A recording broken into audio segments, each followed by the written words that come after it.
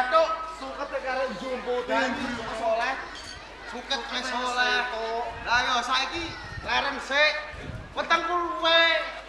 Kok luwe ya piye urung mangan, mangkat ngarit yo sarapan kok. Jajan ah. Jajan. Duit sing tak titip kowe kae. Yo 2000 ora nyekel kok modal jajan bae. Lho, adoh ngene kok ora sawu iki piye? Wegah aku nek ngono dadi balamu ngarit moh. Lho, aku merantau. Aja mutong ah. Apa melok usang jagung ae. Melu sapa? Melu Paijo. Paijo. Paijo ya mocok usang jagung ora gathuk piye. Udah ngarit ora tau oleh duit kok. Ya aja ngono wong saben dinane yo ngarit kok. Lah, nah, didol ae Joko mertu. Timbang repot. Ngawur. Iki aja ngawur. Didol pasar Wirasari. Sing ape nukuke sapa? Lho wong akeh. Ngawur ae. Wong kebo, delok sawangan kok wujute. Tegak mendur wujud apa? Wujud kebo. Lah tegak mengisor. Menungso. Lah iya. Urung dituku. Malah wis wedi dhisik. Ora ana sing gelem, ora ana sing gelem. Apa nganu ae? Jak ngamen. Wah, Joko Mercu kan gitar paling ora kok gitar ngono. Lah nek ngamen. Lho, Joko Mercu iki rupane be unik kae. Oh, do gumur mesti kowe disangoni, disawer. Nek kene iki gak ono kaya ngono ya. Ora ono, tunggale ketok ogleng. Nek cah ngenteni marine ya, marine melok ora. Lah mbok. Ngono. Ning ndi? Ya, sa golekane mandi. Walah. Masak kok iso aku. Lah ayo. Gatuk. Nanti kali keren lesu aku. Wes lesu. Walah. Wes to. Wis tak kirim. Aku iki mau leren masak iki lho kan golek rencek ora ana, genine ra urip-urip kok. Ah, golek rencek wis dinyakus golek rencek. Paling kowe iki dolanan HP ae. Iki lho apa? Apa? Facebookan. Ambek tok-tokan. Iya nek wong udan terus renceke udanan. Masak apa? Langsung masak. Biasa iki. Aku sengaja lesu. Nang eling apa diet. Lah yo ngene iki mau aku yo durung mangan. Iya. Sari tak disikno kowe kok kan. Kowe urung masak dhewe nih. Masak dhewe lho sapa sing masak. Wah, ini. Lho, Lu tak kudu rabi kok piye? ora asin, mau tak icipi karo asin. Tapi wong masak kaya anu apa asine ngene. Mosok asin. Kan? Ora asin iki. Yo ora. Gak kena uyah. Lho padha ae. Iki mau lembu. Ngarit. Kan tak untuk sepiri iki. Kok metu tak golana kalau kowe. Lah ning ndi mau? Ayo kene opa. Apa ora tak tangan? Ah dibareng Ora ono. Wah, nang iso kuwet ono. Awor solar kaya orang. Lur kundes. Lah bocah ning ndi? Aku enek mangan le. Enak. Kumpul ini mangan bareng. Iki aku ya wis kirim kok, Cu. Terine enak aja. Golek mangan le. Pengen le. Aku ketelak ya le. Yen ora mbok goleke mangan aku golek dhewe ya le. Ah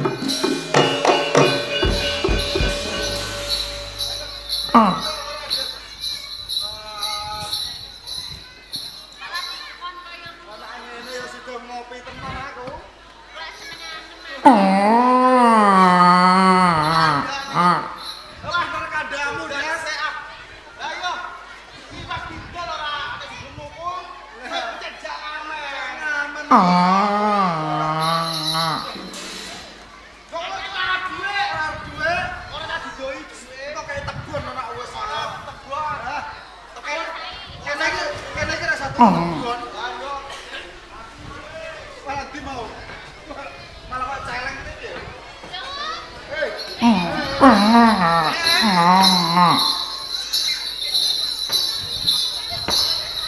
Pending sik lakone. Dongakno muga-muga ora udan.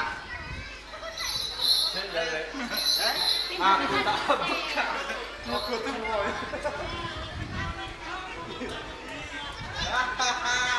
Apa deh?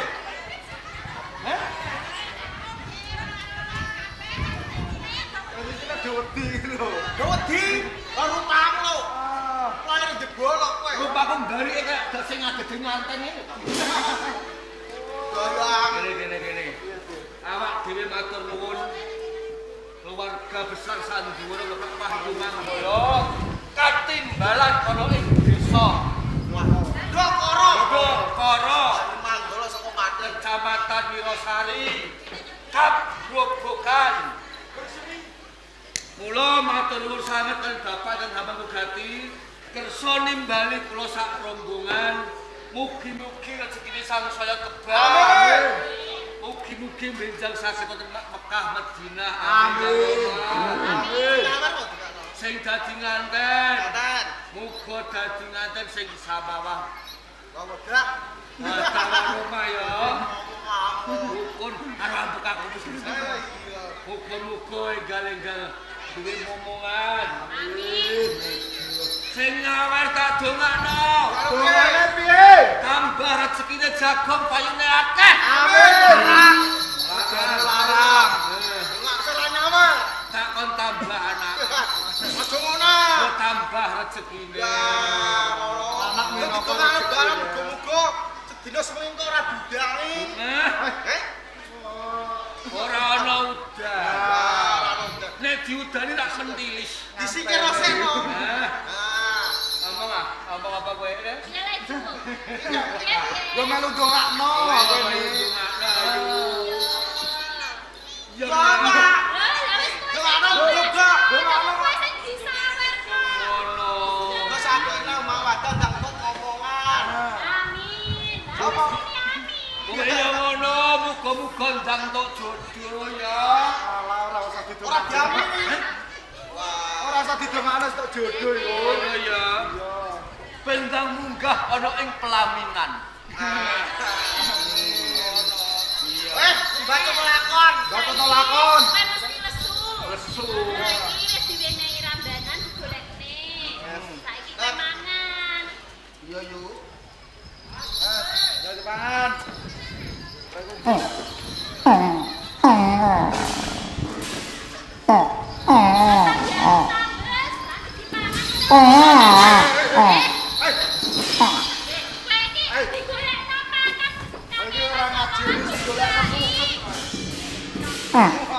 Mau mangan, ngajar mobil. Pelak menawa. Mobil ini des.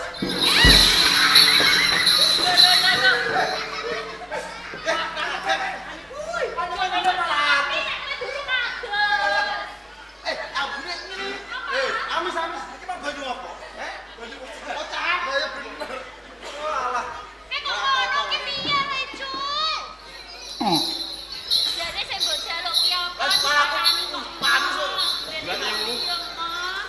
Lan kowe lek kondi lan lek sarpon. Ora kok ateges aku nyepele marang pegaweanmu ora. Nanging dine dina iki manganku ora suket ora ijo-ijonan. Ngombeku uga ora banyu tlaga, banyu sumur ora. Nanging saiki manganku daginge manusa. Ngombeku uga getihe manusa. Aja getih menungso tak ganti ya. Tak ganti. Oh, ganti apa? Es morning. Es morning. Wah. Es morning. Kok ngenteni jaro. Kene iki arep. Wes digawakno Pak Ijo, Mas. Ora boyo pangopo.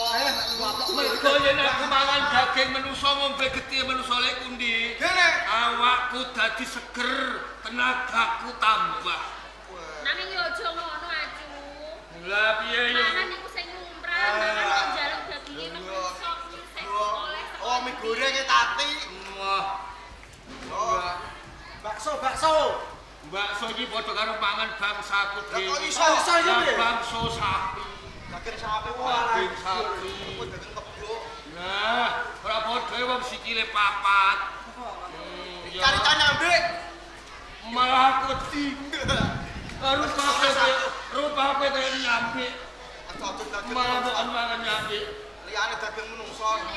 Daging menungso udah karo umur pirang tahun gelekan. Udah karo umur 10 nganti 12 mergo daginge sempuk. 10 nganti 12. Yo. Wah, pirang-pirang karo kono lho, Gelak.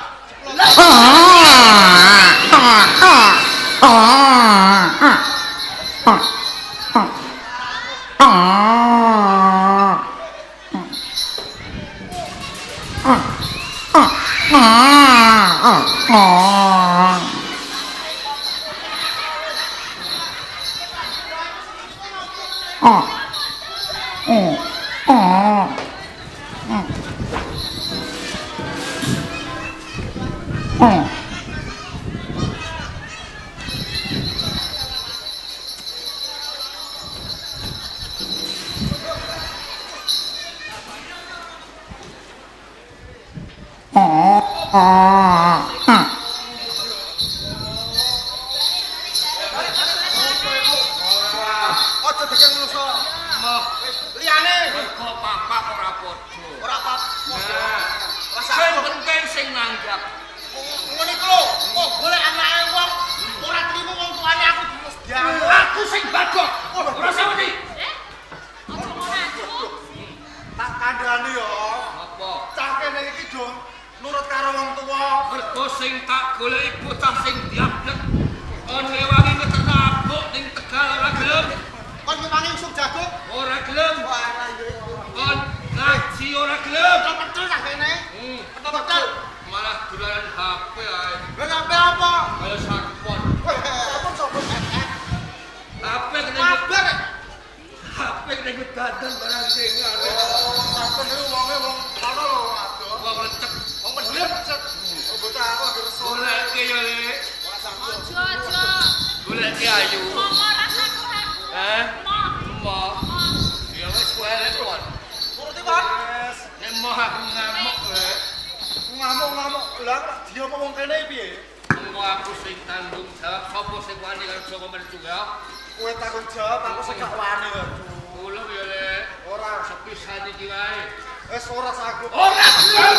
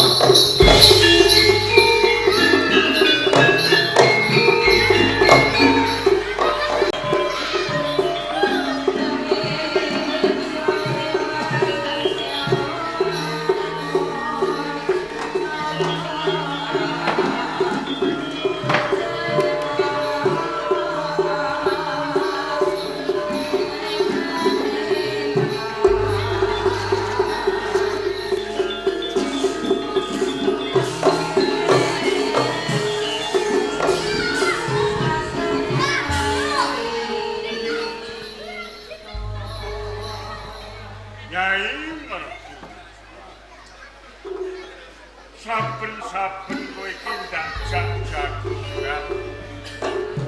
Isine kowe mung tokake lho.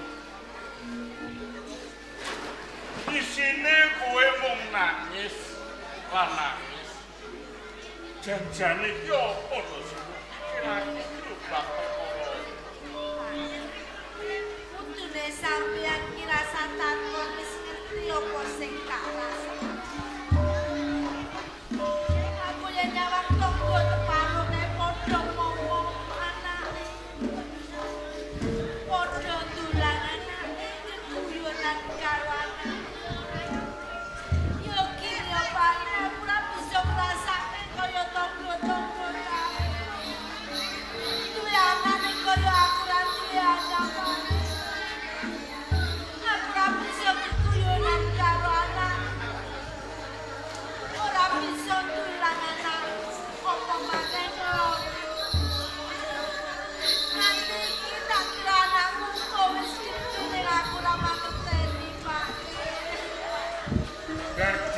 Nyatane iki kowe mung mikirake anakmu si Joko Mercu. Bukne mercuap. Aku kiri juga pun tenang.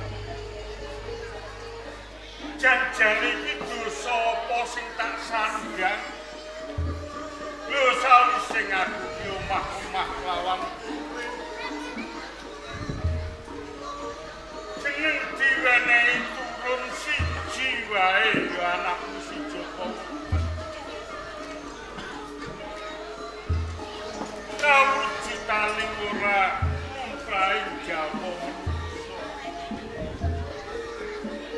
Yen tenggak mengisor dipancen jawa manungsa.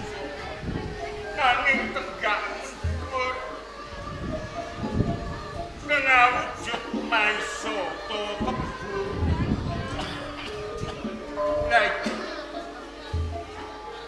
Mula nganti gak pisahake kelawan kowe apa sebab. Mergo yen engko dingeteni kabeh wong-wong ing Gambir seket. Sepiro wirangmu kelawan kowe mertua. Yen to aku ora rumangsa isin kok Pak. Senajan to kawujudane kaya apa wong kuwi anakku. Sing kembol aku sing lahirke ya aku ora isin Pak yen senajan to wujud anakku kok kaya ngono kuwi Pak. Neng kowe kudu mikir nyatane tangga-tangga sing cedhak bareng ngerti wujuding anakmu kaya ngapa juga. Nggone tansah isin-isinake marang kowe lan aku. Jeneng menungsa lumrah kok anak-anak wujude kaya ngono. Kejaba saka mercuan. Senajan to anakmu Joko Mercu iki tak sebratake ana ing alas purwa. Ning lak yo ndak kanteni wira lan bojo sing supaya momong, sing supaya goleke pangan. Senajan to sampean kane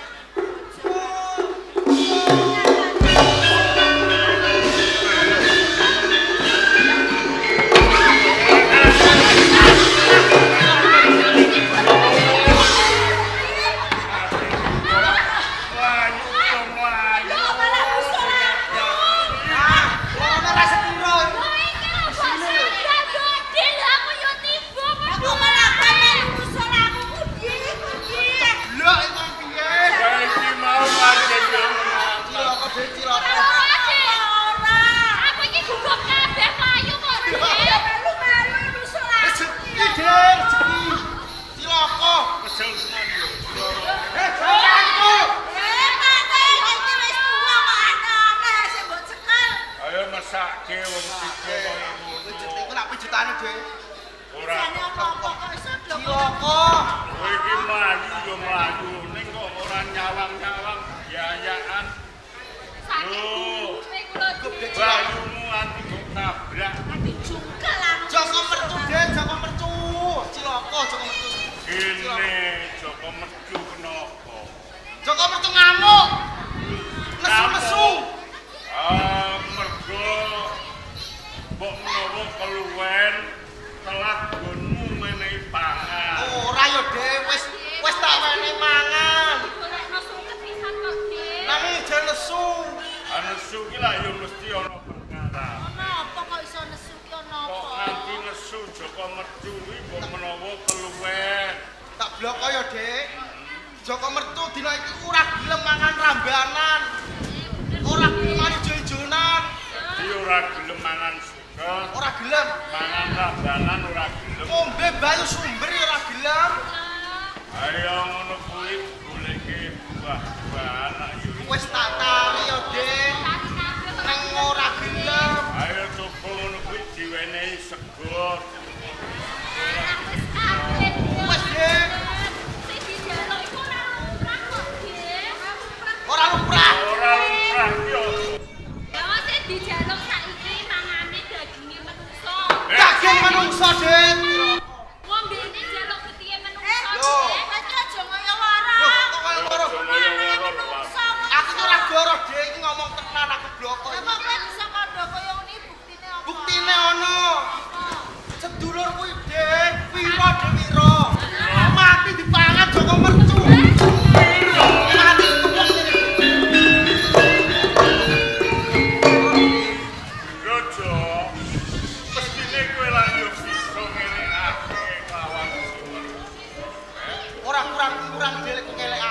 ki napa nanging Joko Mercu iki jalukane tetep daging menungso. Saiki ning yen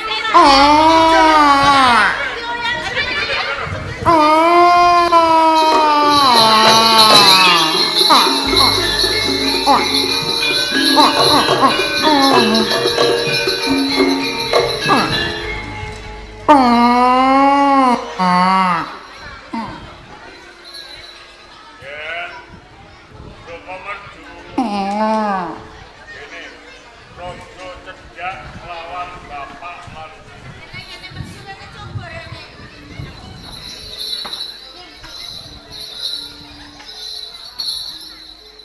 saiki kowe wis gedhe wis dewasa. Ning iki mau aku nampa nglakukane lekmu.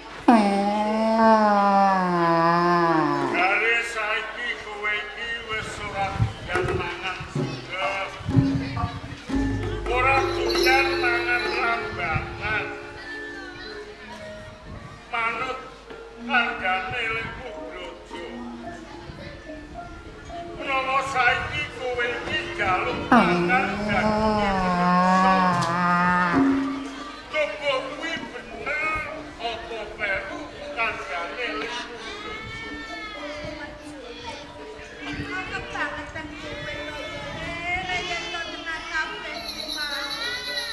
Aku duwe anak kowe wae karo tangga-tangga aku wis dadi gedhe. Kok saiki malah kowe mangan karo daging menungso.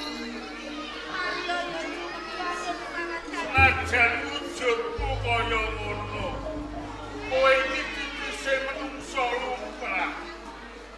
Lho yen kowe iki jaluk mangan daging menungso, kuwi jeneng ora sak lumrahe menungso. Apa meneh jare lekmu wira kelakon ning kono mbok pangan. Kuwi bener apa ora? Kok wae jujur wae karo simbok karo bapak. Kita pancen tenan. Yo wis cukup bisa iki wae mangan daging menungso yo. Kok yo kowe iki eling banget. Lekmu wira lan brojo iki wiwit kowe iki cilik nganti dewasa. Gone ngopeni kelawan kowe. Lho bareng kowe gedhe kok entala mentalane kowe iki mangsa kelawan lekmu wira. Aku ngerti percuma kowe dikandani simbok karo bapak kok meneng wae. Yen ngono kowe ora gelem mari yo mangan daging menungso. Yen kowe ora gelem mari timbang simbok isih pirang dengan aku kowe. Iki lho simbok badhoken simbok mangsa. Simbok karo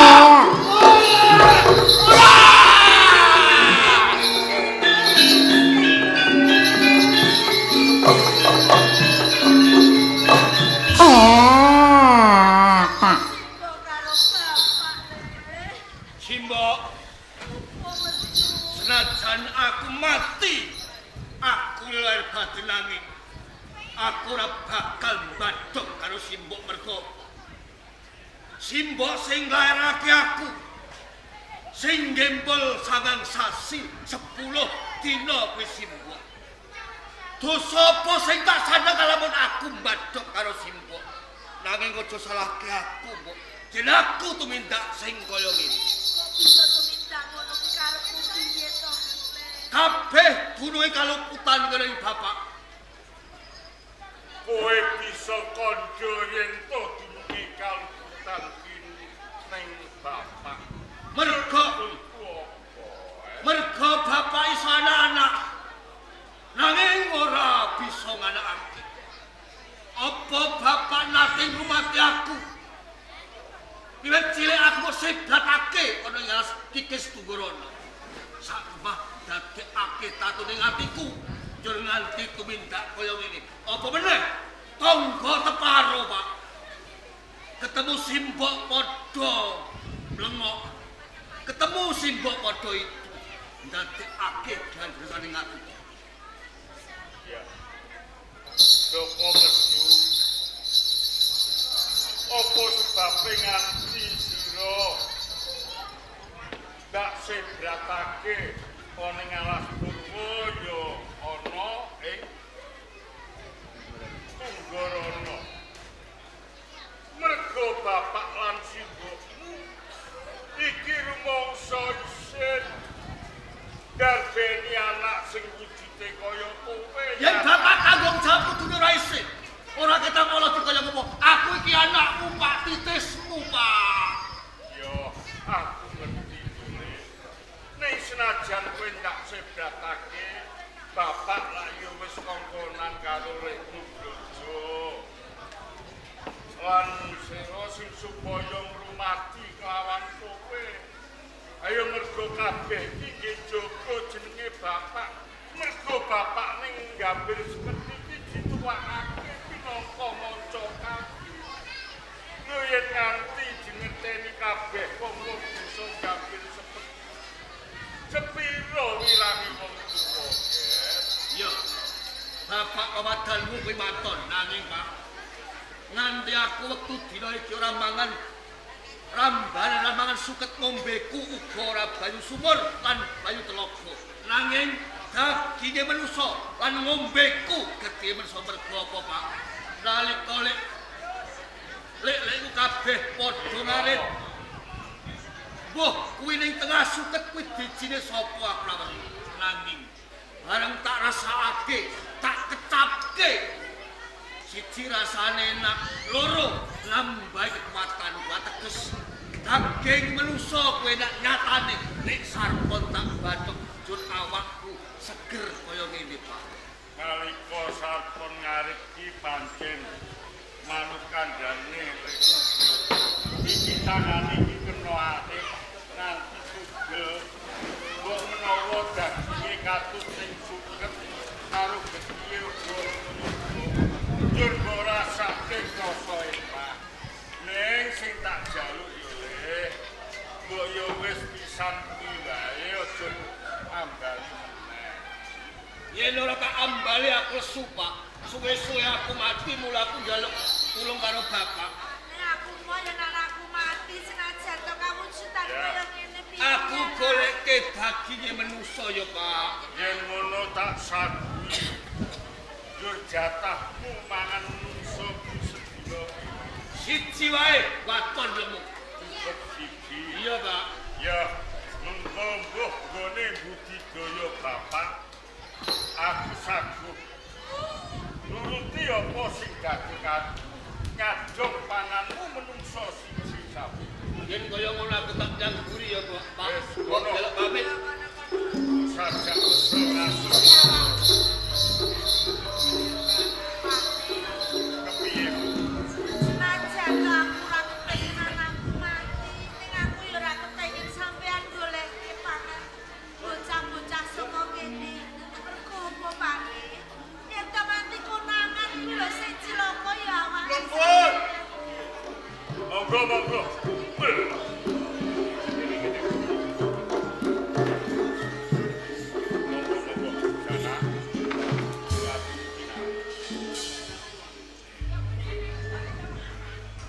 Nuwun mangke. Mboten ateges kula menika kamita dhateng panjenengan. Ning nembe sepisan menika kula ngertos dhateng panjenengan. Yen nitik dhateng agemanipun kados dening priyayi priyagung subur lajeng paring asma panjenengan wingking saking Diwanoaken kemawon nami kula Haryo Jejetan. Haryo Leres tumenggung saking negari Mojopahit. Belum. Gusti menggonging Kraton Mojopahit. Leres lajeng panjenengan menika sinten? Inggih dipun wanuhaken kula minangka manca kaki wonten ing dusun Gambir. Dening jejuluk kula Ki Ajar Pamengger. Ki Ajar Pamengger monco kaki wonten ing Gambir. Leres. menawi mekaten mapan kalesan. Estunipun pancen sekawit kula kautus dening Sinuwun Prabu Gomatunjung wonten ing negari Majapahit kang supados kendarat pakartinipun Bandar Supali Hadipati Granti ingkang piyambakipun balela mengkang pranatan saking negari Majapahit. Kelampahan boten saged kula emotaken ndadosaken pasulayan ingkang ageng. Emanipun kula lan prajurit sami kalah. Mila kanthi menika Bapa Pamger menawi to wonten ing Gambir Seketi menika wonten jago. Kula ngepenginaken jago menika nderek nentremaken derdah wonten ing negari Majapahit. Bab menika kula sagai Panjenengan sagai kula ingkang badhe mupu sayembara. Alah, sampeyan ki rasa gojek kaya ngono. Lah wong gawa awake sampeyan dhewe iki lho wis ora kuat. Arep ngeboni giri sayembara.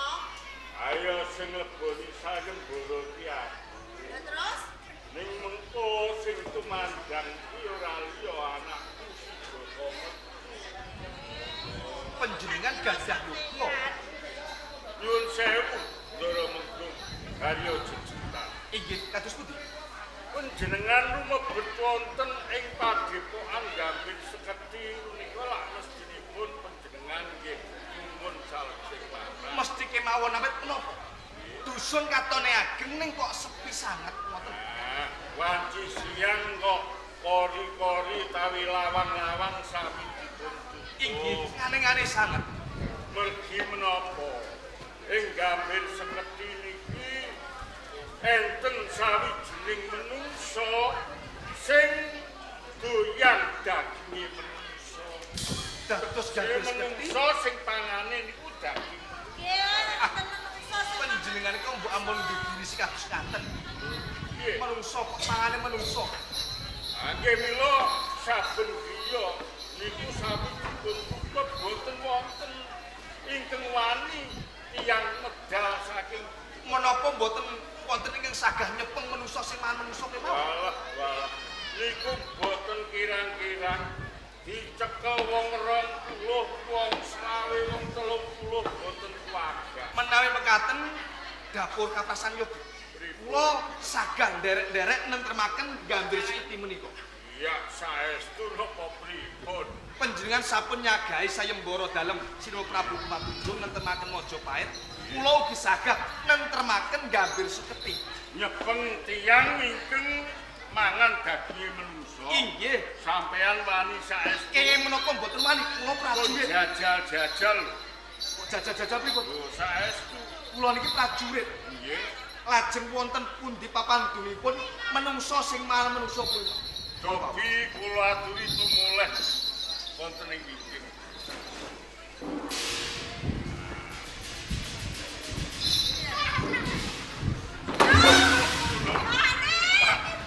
Kilo kok Dola mengkon jejetan. kenapa sampeyan niku enten napa? Sampeyan iku kandha jare wani ajeng sabiyantu nyekel menungso ingkang doyan daging menungso nggih iki. Iki sapa, Pak? Iki priyayi saka ing Majapahit. Yen ngono tadah kula mangsaku. Pengen mongso aku, Pak. Pengen mongso aku. Aja ya, Lek. Sik. Ini, Pak. Iya iki. Warangka praja saka Majapahit. Derajate iki tumenggung. Lah kok mirip nyamen? Mas maning. Nyamen Dokoro. Kowe aja Sampeyan sembrono. kagem menurut masamu. Iki omahe lagat Dokoro kene. Iku Ala Pak. iki mbok mangsa kowe royok wong sak desa. Iya, Pak. Niki sing menungso man menungso. Nggih niki. Pas menengaken sisan damel Gambir Seketi Nggih. piyambakipun medal budal wonten ing Granti. Mangsa kawula ana ing Kadipaten Granti. Berarti kuwi apane guniran? Etane sithik Ganti kok kan saka rumangsa. Duh, ki dalane. Barengan kawan aku.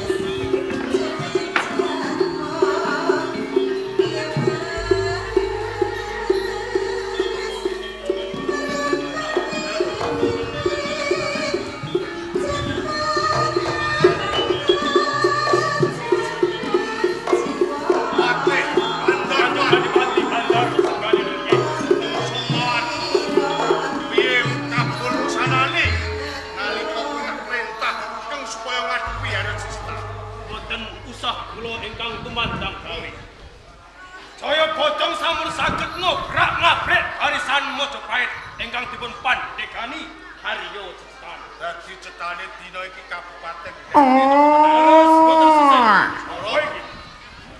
Ora iki. Iki banget. Sengaja.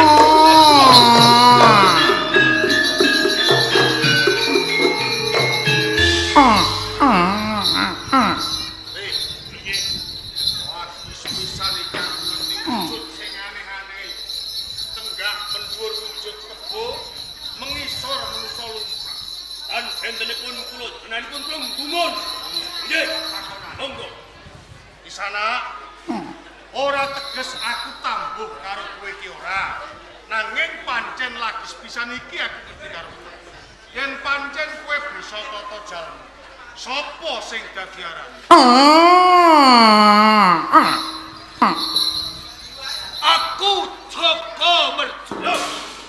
Jedat jebul iso omong nggih. Rumangsa gumun wujud sing kaya kowe bisa tata jalmu. Napa balik kula nggih gumun. Kowe gumun? Iya. Kowe uga gumun. Aku sing dadi ya gumun. Sing dadi. Aku wit cilik nganti gedhe.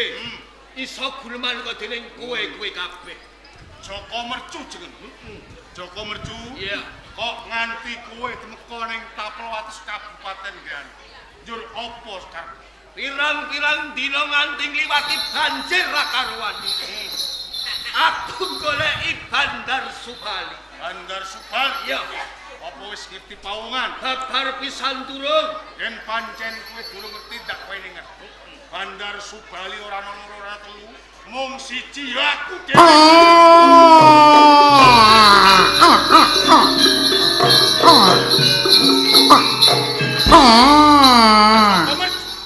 Sakwise kowe ngerti lamun aku Bandar Subali sajak bungah rasamu, Bandar Subali, Joko Mercu. Ayo melu aku. Munggah ning tendakku tak gawa ning Mojopahit. Lho. Yen ngono cetha. Kowe kongkonane wong-wong Mojopahit ngono. Mbah kongkonan mbah perintah kang baku. Kalamun aku bisa nggawa kowe ana ing Mojopahit, aku bakal nampa ganjaran. Joko Mercu, yen kena kowe tak jaruan. Aja nganti kowe nyampur perkara lan perkarane Mojopahit. Kowe bali ning dangkamu sadurunge kowe lara awak. Aku gelem bali yen bareng karo kowe Bandar Subali. Kowe gelem bali apa ora? Ora gelem? Ora gelem iku. Oh!